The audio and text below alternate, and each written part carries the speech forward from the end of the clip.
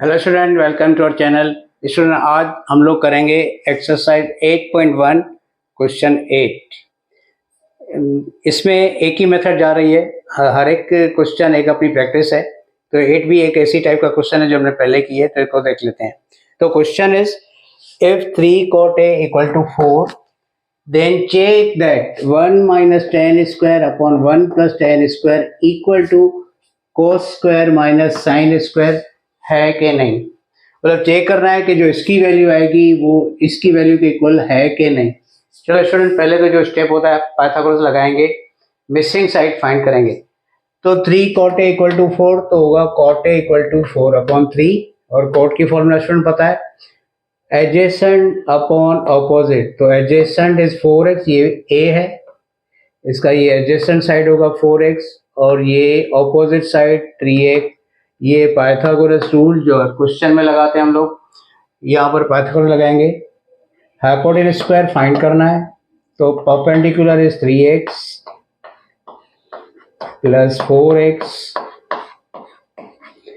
9x square plus 16x square 25x square. अभी होस्ट side होगा स्टूडेंट रूट, तो h equal to root 25x square, तो आएगा हाइपोटेनस 5x। अभी स्टूडेंट इसमें देखो tan a की जरूरत है, cos a की जरूरत है, sin a की जरूरत है। इसकी वैल्यू हम यहाँ लिखेंगे।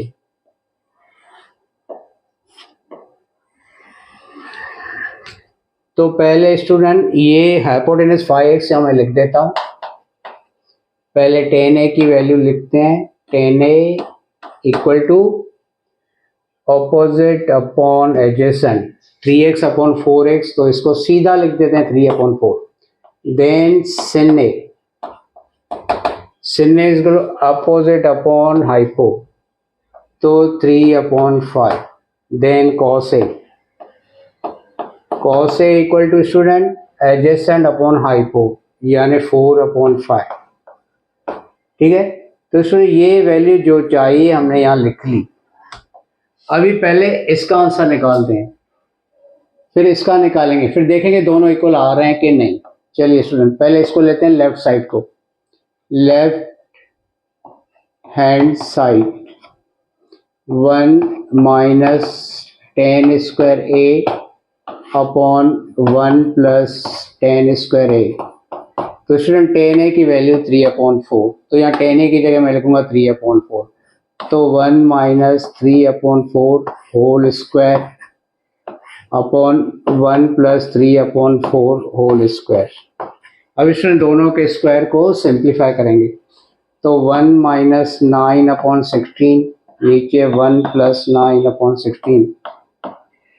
अभी एलसीएम करेंगे, 16 माइनस 9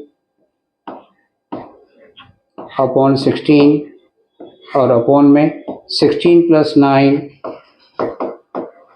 अपॉन 16। तो स्टूडेंट इसका जो आखिरी आंसर आएगा, ये 16 तो कट जाएंगे, 16 में से 9 कटेगा 7, और 16 प्लस 9 इज 25। ठीक है, तो लेफ्ट साइड का आंसर स्टूडेंट आया 7 अपॉन 25। अभी राइट हैंड का आंसर निकालते हैं।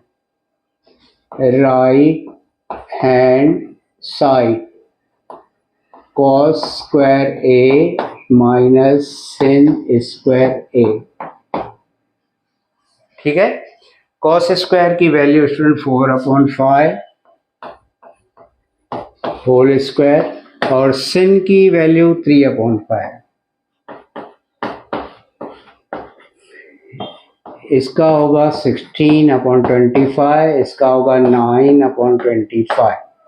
अभी स्टूडेंट इसका आंसर निकालेंगे, तो ये 25 लिखेंगे सेम, और 16 माइनस 9 7, तो ये इसका आंसर है। तो देखो दोनों का आंसर सेम आ रहा है, तो लिखेंगे therefore left hand side equal to right hand side, मतलब बोथ आर इक्वल, ये दोनों इक्वल होंगे। ठीक है स्टूडेंट, तो उम्मीद आपको समझ में आएगा। सेम मेथड जा रही है। चलते हैं नेक्स्ट क्वेश्चन 9 पर। स्टूडेंट करते हैं question 9। In question 9, in triangle ABC right angle at B तो ये ट्राइंगल है A B C, right angle at B. If tan A equal to 1/√3, tan A की वैल्यू मिली हुई है स्टूडेंट। टेन मतलब ऑपोजिट अपॉन एडजेसेंट, तो 1 और ये √3 अभी रेशियो में से निकाला है, इसलिए x x दोनों को देंगे। Then he is asking find the value of sin a cos c, cos a sin c। तो इसकी वैल्यू फाइंड करनी है जो मैंने बोर्ड पे लिखा है। चलो देख लेते हैं स्टूडेंट्स को। तो सबसे पहले लगाएंगे पाइथागोरस, मिसिंग साइड फाइंड करेंगे। यहाँ हाइपो इज मिसिंग, तो परपेंडिकुलर इज 1x यानी x² √3x x² plus 3x² आएगा स्टूडेंट 4x²। उस साइड होगा रूट, तो 4x² का रूट स्टूडेंट 2x, तो यहां पर लिखेंगे 2x मिसिंग साइड। अभी स्टूडेंट क्वेश्चन में जो रिक्वायरमेंट है उसकी वैल्यू लिख लेते हैं पहले। sin a चाहिए, तो sin a की value student sin a opposite upon hypo 1x/2x equal to 1/2, क्योंकि एक्सेस कट जाएगा। देन cos c मतलब ये cos is adjacent upon hypo, तो 1x/2x, तो इसकी भी value student 1/2। Then cos a मतलब ये स्टूडेंट एडजेसेंट अपॉन हाइपो, तो ये एक्सेस कट जाएगा, तो √3/2। Then sin c student, sin c मतलब ये ऑपोजिट अपॉन हाइपो, तो एक्सेस कट जाएगा यानी √3/2। ठीक है, तो सबकी वैल्यू निकालेंगे जो चाहिए। अभी उस क्वेश्चन में डालते हैं हम लोग स्टूडेंट। sin a की value 1/2 into 1/2, cos a is √3/2 into √3/2। इसमें ये क्वेश्चन याद आ रहा है, ये एग्जाम में रिपीट हुआ क्वेश्चन है, तो इसको थोड़ा अच्छे से याद कर लेना।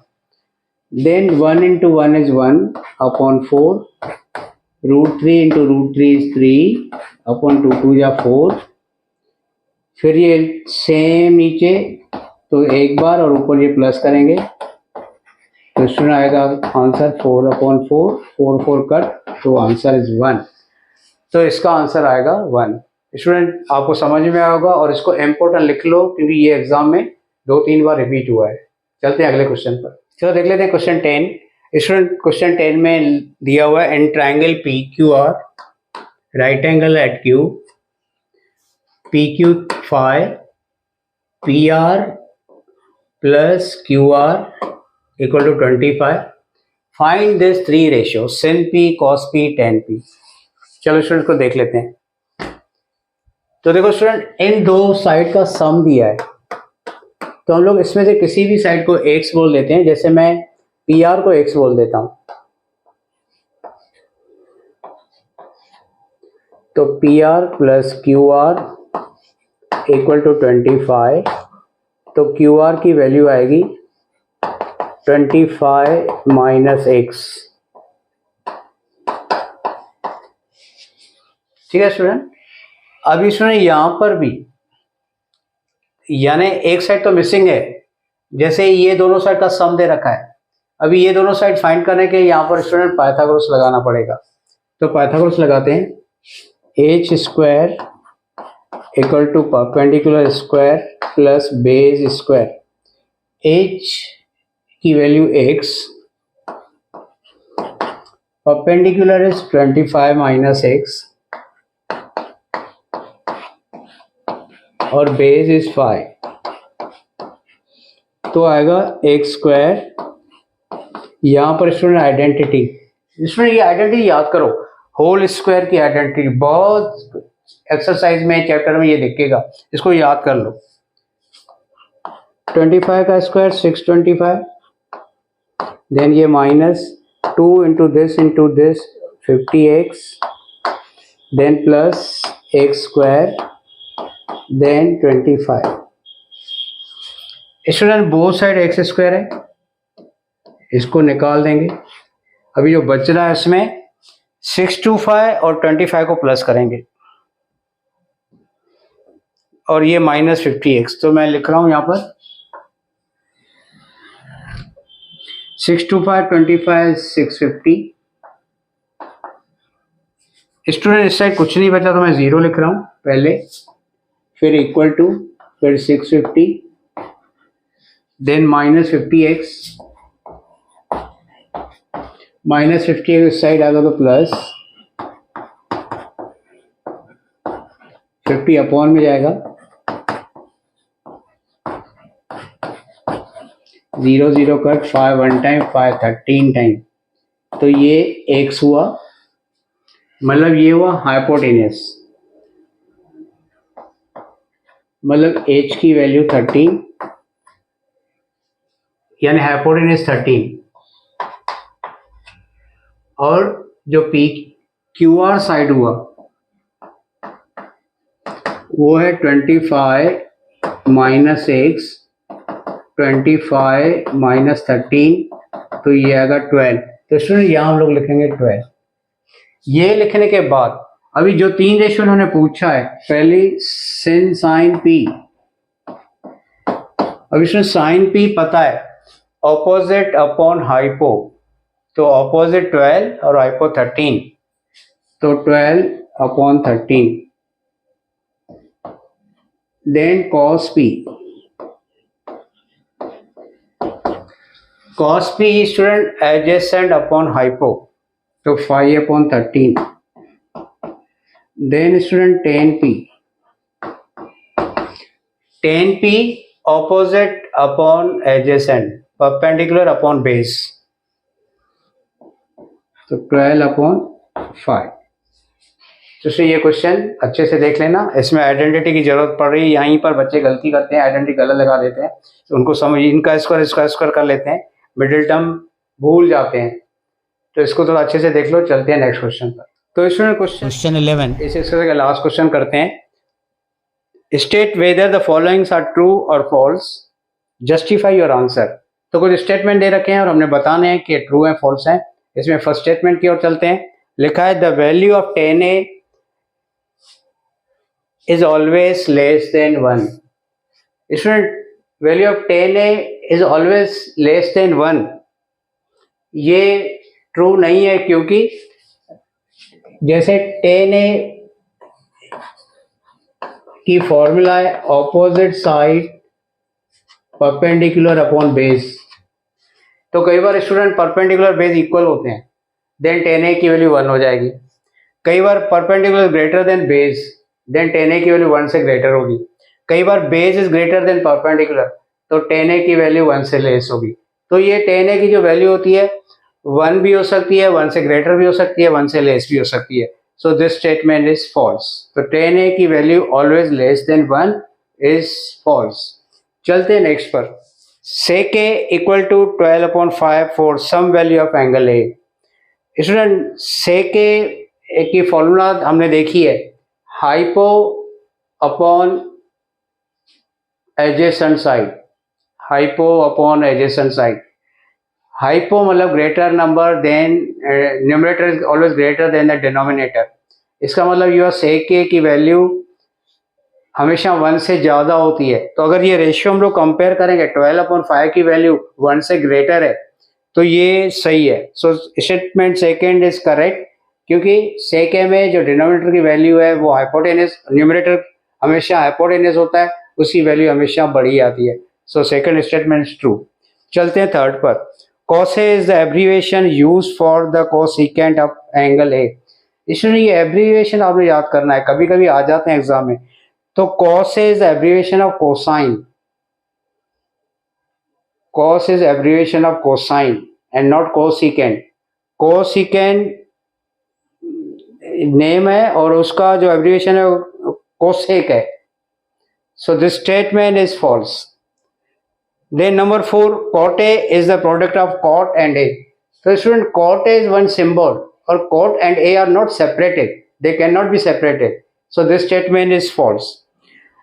Then sin theta equal to 4/3 for some angle theta. अब स्टूडेंट sin में ऑपोजिट अपॉन हाइपो होता है, हाइपो इज इन डिनोमिनेटर, तो डिनोमिनेटर की वैल्यू हमेशा बड़ी होनी चाहिए, यहाँ पर डिनोमिनेटर की वैल्यू छोटी है, therefore this is not true, this is false. तो स्टूडेंट आपको ये पांचों स्टेटमेंट समझ में आ गए होंगे। नेक्स्ट वीडियो में हम लोग नेक्स्ट एक्सरसाइज लेंगे। Thank you.